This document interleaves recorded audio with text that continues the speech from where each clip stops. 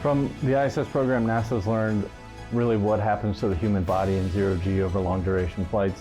When we go to Mars, we'll be committing those people to a long-duration mission, so it's imperative that we know what that's going to do to their bodies. You know, I think the greatest thing the ISS has taught us is really that you need to be flexible and modular. We've moved modules around on the ISS, we've moved docking ports around.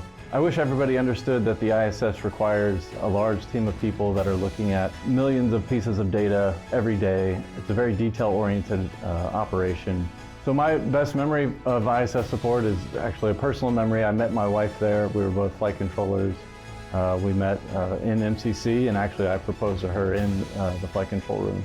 As the ISS moves forward, I hope to see it continue as a zero-G laboratory. I hope to see it as a test bed for long-duration deep space missions so we can test out new hardware and designs.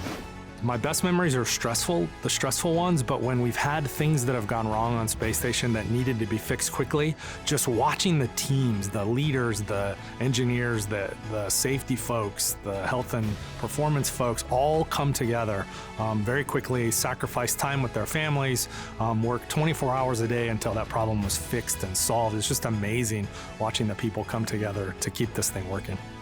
NASA has learned so much from the ISS program.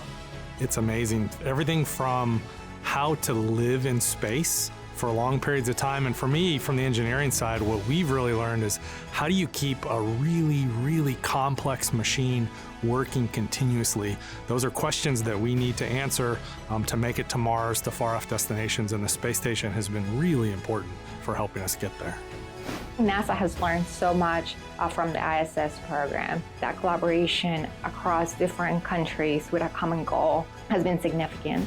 Since we started building this project here at the Kennedy Space Center, we had to assemble all the components and test the systems to make sure that they will work here as they were intended. When I originally started, ISS was only supposed to be 15 years. Now we're at 25 years. So being able to see that still in space, and now I'm launching astronauts that are going to ISS to be living in those modules that I help test and integrate here on the ground is extremely rewarding. As ISS continues its mission, I hope that we see a lot of more breakthroughs in research. So I hope that all the different testing is going to enable us when we go to the moon and to Mars to better understand how the human body will endure during those long duration missions. Happy 25th, ISS. Happy 25 years, International Space Station. Happy 25 years, International Space Station. We're really looking forward to see what the future holds for you.